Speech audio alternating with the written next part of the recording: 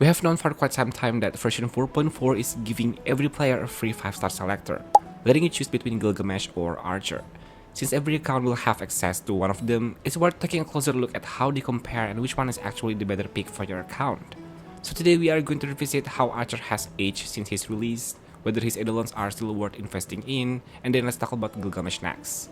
Before we begin, please hit the like and subscribe button. Now if you have done that, let's get this video started.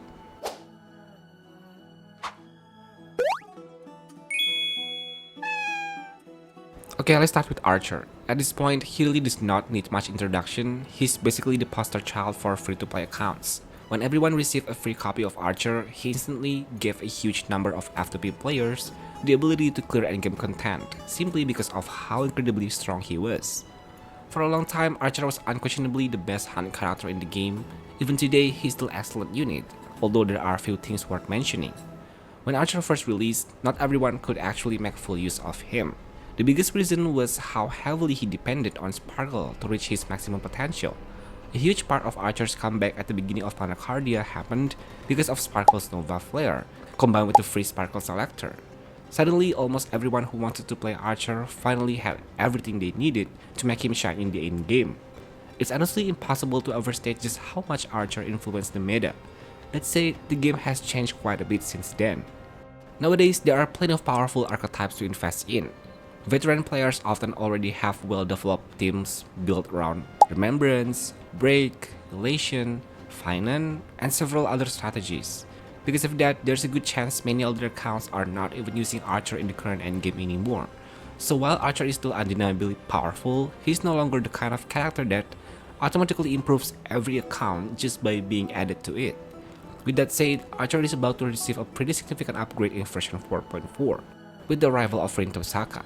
I won't dive into every detail of Rin's kit here, but the short version is that she's dedicated support built specifically for Archer.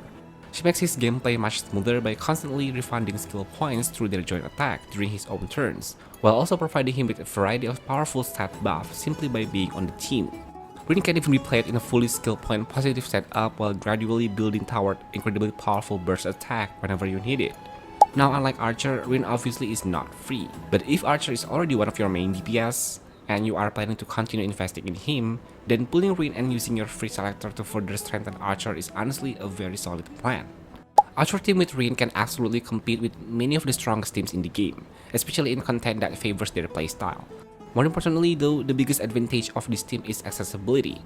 Since both Archer and Sparkle were available for free, a huge number of players already own most of the pieces needed for Archer's strongest lineup. That naturally makes choosing Archer with your free selector much more appealing. And because so many players already have their first copy of Archer, it's also worth talking about his early eidolons. Back when Archer first released, his E1 had a reputation for being incredibly strong. It almost felt like Hoyoverse intentionally made it powerful to compensate for the fact that Archer himself was free. But things have changed quite a bit since then. On paper, Archer's E1 still looks excellent because it effectively gives him extra skill through its skill point revamp. However, the real reason it was considered so valuable back then had less to do with Archer himself, and more to do with Sparkle. At the time, Sparkle was a much weaker character than she is today. She was always Archer's best support, but before receiving Nova Flare, Sparkle was not particularly skill point positive. She needed to use 3 skills every rotation to charge her ultimate, meaning she would spend 3 skill points just to refund 4 afterward. Technically, that's still a gain, but only by a single skill point. Even so, Archer still relied on her because he specifically needed skill points at very precise moments, something Sparkle was uniquely good at providing. The reason Archer's E1 felt so incredible back then was largely because Sparkle's older kit had so many limitations. Fast forward to today, and Nova Flare has changed that completely. Sparkle now generates skill points much more comfortably, which means Archer's E1 is not nearly as essential as it used to be, but it is still a nice quality of life upgrade and definitely makes the team feel smoother to play, but it simply does not carry the same value it once did. And with Rin Tosaka entering the picture, that becomes even more obvious. Rin provides so much additional skill point support that Archer's E1 feels like a necessity. The biggest difference today is that Archer simply has more skill points than he knows what to do with. Thanks to supports that were practically designed around him, skill point management is not nearly the issue it used to be. At this point, Archer would probably benefit more from an E1 that directly increases his damage rather than giving him even more skill point economy. But that does not make his E1 is bad. It still adds a nice layer of comfort to his gameplay, especially because Rin's joint attack almost guarantees that Archer can take full advantage of its effect. In practice, his E1 mostly gives you the freedom to spend more skill points on Rin without worrying about leaving Archer empty-handed when his turn comes around. Of course, because Archer's E1 was so highly praised when he first released, a lot of players probably already own it. So, what about his E2? His second eidolon lets his ultimate inflict a weakness implant similar to Silver Wolves, the OG Silver Wolves.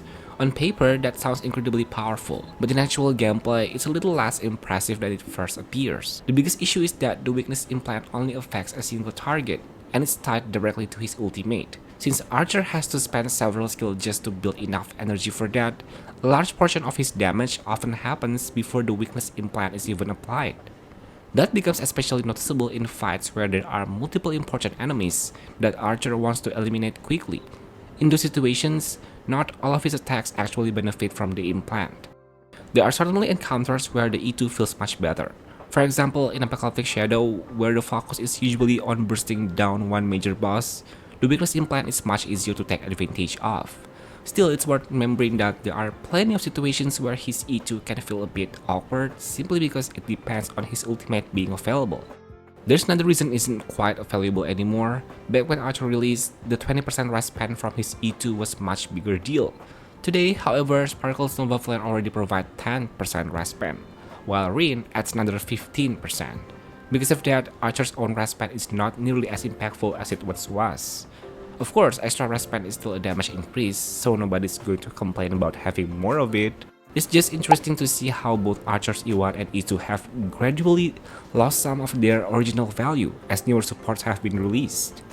Overall, Archer is still an incredibly strong character, especially considering that many players were given almost everything needed to build his strongest team completely for free. If your account already has all the important pieces and you are planning to pick up Rin as well, Archer's eidolons are less about dramatically increasing his damage and more about making the team feel smoother and more comfortable to play. And honestly, there's never anything wrong with making a character you already use feel better. So even though Archer's eidolons are not as game-changing as they once were, they are still going to be a worthwhile choice for a lot of accounts. Later on, we will go over different account situations to help determine whether Archer is actually the right pick from the selector. But before we get there, we need to talk about the other option you will be choosing between, Gilgamesh. Gilgamesh has had one of the wildest beta cycles we have seen in a long time, so it's not surprised that opinions about him are all over the place. His kit changed several times throughout testing, but the final version is actually pretty easy to understand. Think of him as the Saber equivalent of what Rin is for Archer. His biggest role is supporting Saber.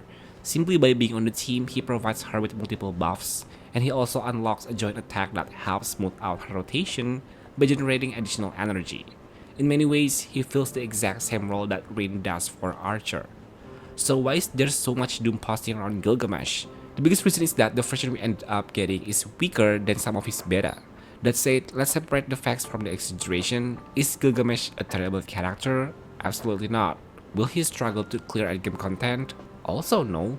As long as he is properly built and placed in the right team, the problem is not that Gilgamesh is weak.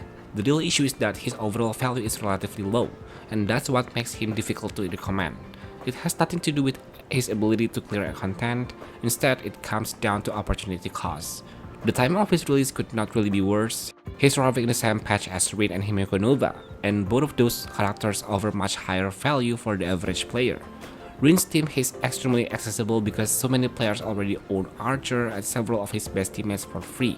Himeko Nova also works exceptionally well with multiple free characters, making her another very easy investment. On top of that, both of those teams are arguably stronger than what Gilgamesh currently offers. That does not make Gilgamesh bad, it just means he's competing against two of the strongest pools in the entire patch. He's simply a victim of incredibly tough competition. As things stand, Gilgamesh mainly has two teams where he really shines. The first, and by far his best, is alongside Saber. Unlike Archer though, Saber is not free. You actually have to summon for her. You could argue that pulling Saber for Gilgamesh is not much different from pulling Rin for Archer. After all, both teams revolve around pairing one free character with one premium character. The difference is everything surrounding those teams. Archer's other best support, Sparkle, was handed out for free. His signature light cone was also obtainable through a special event when he first released. And in version 4.4, players can get another opportunity to choose between archers and Gilgamesh signature light cones. Because of that, there's a very good chance most players already have a fairly well-invested archer team. That's exactly why archer plus Rin feels like the more natural investment for the majority of accounts. To make matters even tougher for Gilgamesh, archer and Rin are often considered the stronger pairing overall. Of course, that depends on the specific content you are fighting, but the fact that Archer's team is both easier to build and arguably stronger already puts Gilgamesh at disadvantage. Again, this does not mean Gilgamesh is weak. He is simply stuck competing against two characters that offer significantly more value to most players. Because of that, investing in Gilgamesh over Archer and Rin usually comes down to one thing: you really like Saber. If you are a dedicated Saber fan, then Gilgamesh makes perfect sense. But if we are looking at things purely from a count progression standpoint, he does not offer nearly as much value. In other words, Gilgamesh is very much designed with Saber mains in mind. If you are not one of those players, chances are he won't have a major impact on your account. That said, Saber is not the only way to play him. There's been plenty of debate about Gilgamesh's performance as a hyper carry, especially in teams built around Mortonek's blade. Even so, he's still more than capable of clearing endgame content as a main DPS when properly invested. That said, there's a fair argument that a lot of Gilgamesh's performance comes from how absurdly strong Mortonek's blade is. Pair him with Ashfell, it almost feels like they are carrying Gilgamesh around. So yeah, we'll cheer. To be fair though, Gilgamesh is not completely dead weight in that setup. He actually has real synergy with the team. He benefits from acting frequently, and together with Blade and Ashville, the team can hit a perfect 100% defense strat. Let's just go through the situations where picking Gilgamesh actually makes sense. The first one is obvious. If you are committed to building Saber team no matter what, then Gilgamesh is the easy choice. The second scenario is you skip the free Sparkle selector and have absolutely no plans to pull Sparkle during a rerun. Without Sparkle, Archer never really reached his full potential, even if you later pick up Rain. In that case, choosing Gilgamesh becomes a much more reasonable option. The third situation is if you already own the Ashblade duo and have no intention of pulling whatever future support eventually gets released for them. He may not outperform 3B, but maybe you don't own 3B, or maybe she's already locked into another team. So in short, Gilgamesh makes sense if you are investing into Saber, if your Archer will never have Sparkle and Rain, or if you are satisfied using him as the long-term partner for your Ashblade team. Those are all pretty specific situations.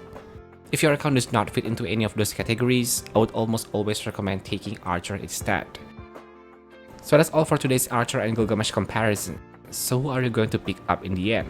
Please let me know your answers and the reason behind that in the comment section. If you found this video helpful, please hit the like and subscribe button, turn on notification as well so you won't be missing out on any of my style content. I will see you guys on my next one. Bye bye!